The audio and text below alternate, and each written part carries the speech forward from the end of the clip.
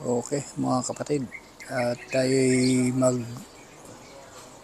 magbabike mula dito sa aming bahay papunta ng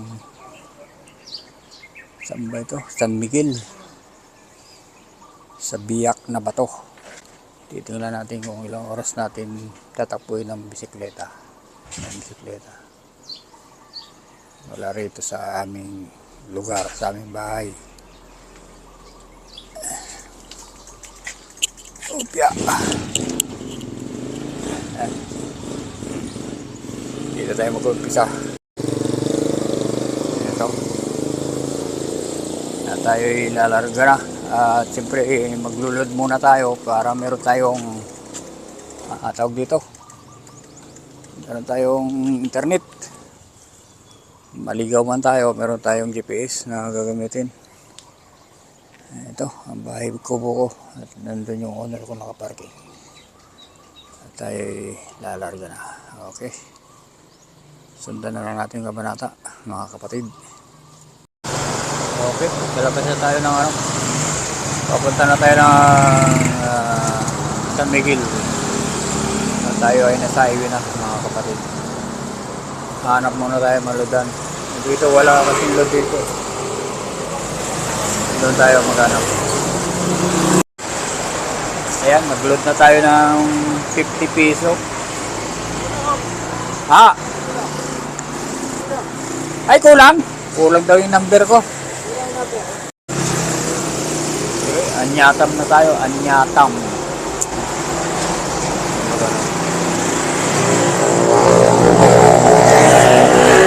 Load tayo ng 50 pesos para meron tayong internet habang tayo naglalakad. Yan, dito tayo sa lugar pa rin ng San Ildefonso. Garlang, Barangay Garlang. Apply tayo rito ng construction boy. Yan o, laki ng project nila. Yan.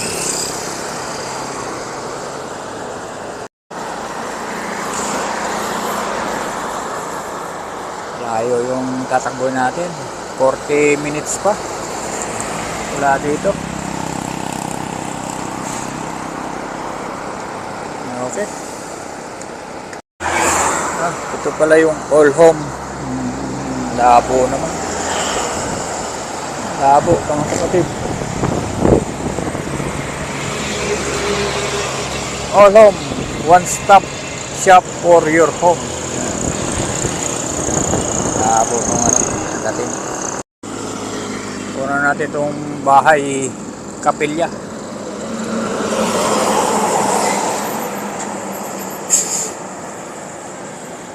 Barangay Garlang to.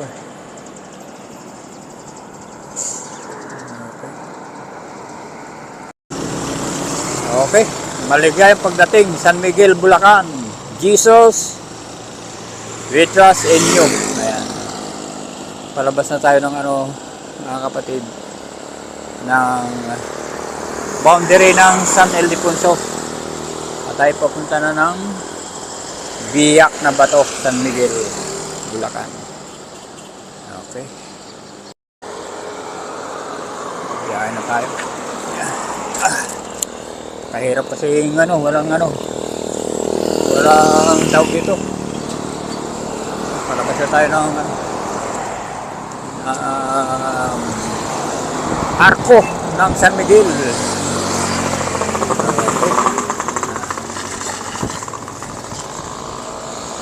Dito lang tayo at para maganda yung ating kuha. Malayo-layo pa tayo, mga kapatid. Dito sa lugar ng sakop na ng San Miguel to.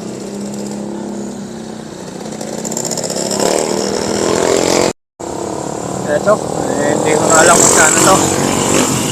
Itong lugar na ito, nagsangay yung daan. Yung isa na yun, kaliwa. Puntang bayan. Ito naman sa diretso, hindi ko alam.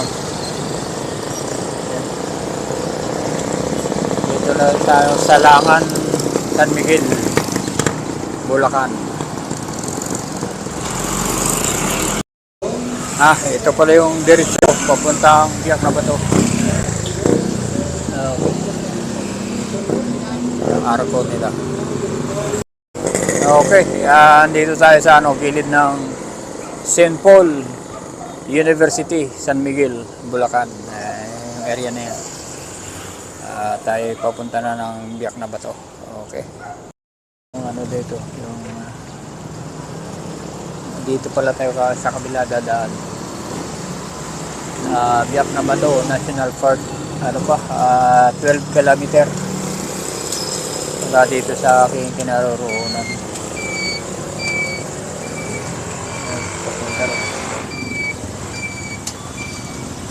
Okay, malayo pa. Maraming tricycle rito sa intersection. Ayan. Doon tayo pupunta sa kabuano na yun. Okay. Ayan, nandito pa lang tayo sa wala pa tayo sa kalagitnaan. Papunta ang Biak na Bato. Mula dito sa kinaroroonan ko 10 kilometer pa. Layo. Anong oras na dito? 8:20. Tatakbuhin natin yan. Marating lang natin ang bisikleta. Okay, dito pa lang tayo sa Tibagan, San Miguel, Bulacan. Yung lugar. Sa likod ko naman yung station ng pulis. At layo-layo pa yung tatakbuhin natin. Okay. Takbo tayo. Potay-otay. Ang ganda na yung lugar na yun. Para makikita nila yung sway. Okay. Wow! Naka-vlog.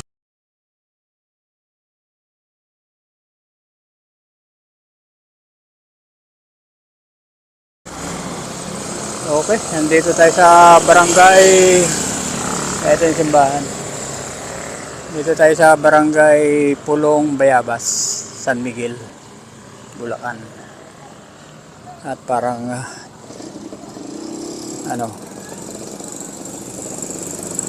parang pagod na. Pagod na magpadyak. Okay.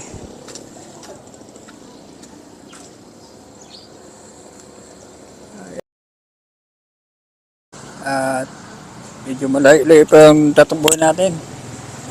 Mga 8 kilometer pa papuntang Biak na Bato. Dito sa lugar ko, barangay Pulong Bayabas, San Miguel, Bulacan. Ayan. Okay.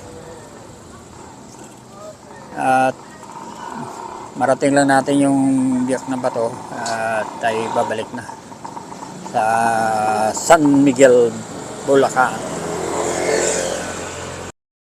Yan. Tayo tuloy-tuloy yung pagbadyak natin mga kapatid. Kasi malayo-layo pa yung lalakbayin natin. Ito yung lugar ng Pulong Bayabas, San Miguel Bear. Yung takbo natin banayad lang. Dito may basketballan din. Ang ganda ng bahay.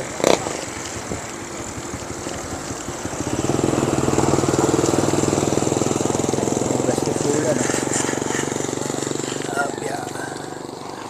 Dami pala mga tracking dito. Ayan. Layo-layo pa. 5 kilometer pa. Talagang parang sumusuko na yung binti ko sa kapadyak. Dahil sa sagingan. Ako po, baka hindi na makabalik ng San Ildefonso. Ayan, pahinga muna tayo. Yung bike natin andun. Kasi medyo pagod na. Magka alas 9 na pala ng umaga. Ang daming mangga. Yan, manggahan. Sa likod po yung mangga. Tayo, pahinga muna yung bike ko. At malayo-layo pa yung mararating natin. Ano pa, 5 kilometer bago tayo makarating ng Biak na Bato.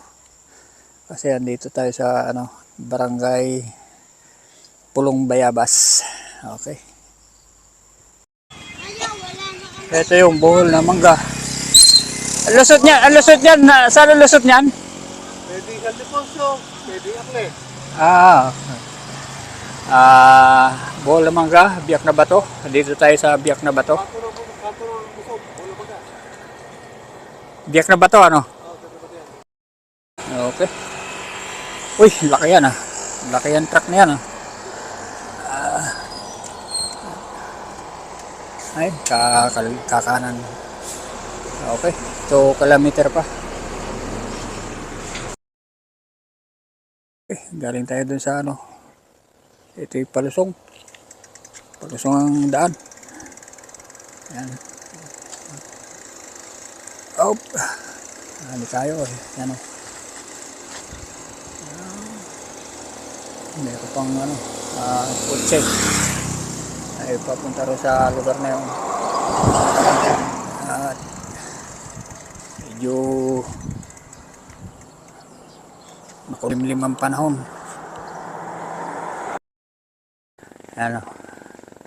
Biak na Bato. Na 2 kilometer na lang tatakbuhin natin mga kapatid. At tayo mga karting na doon. Okay. Okay, andito na tayo. 1 kilometer na lang. At mararating na natin ang Biak na Bato. Ayan. Dito. At tayo lalarga na. 1 kilometer na lang. Ayan, Biak na Bato National Park, 2 kilometers. Parang na. Pagod na ang paa. Ito na yung welcome Biak na Bato. Kapitan Diomedes. Hindi ko na yan. Dito na tayo. Kailan pupunta pa tayo doon sa baba. Talagang tawag dito.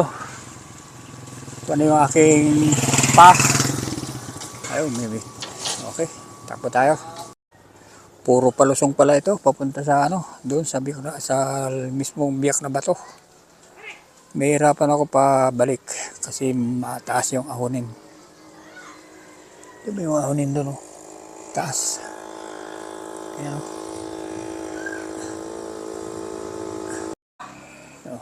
Biak na Bato Elementary School. Dito na tayo sa school, mismong Biak na Bato. Medyo tahimik yung lugar. Ayan, dito na tayo sa Biak na Bato. Kaya lang hindi tayo pwedeng pumasok dun sa sa cave kasi may bayad. Wala naman tayong pambayad. Ang pera natin na lang 20 pesos. Ayan.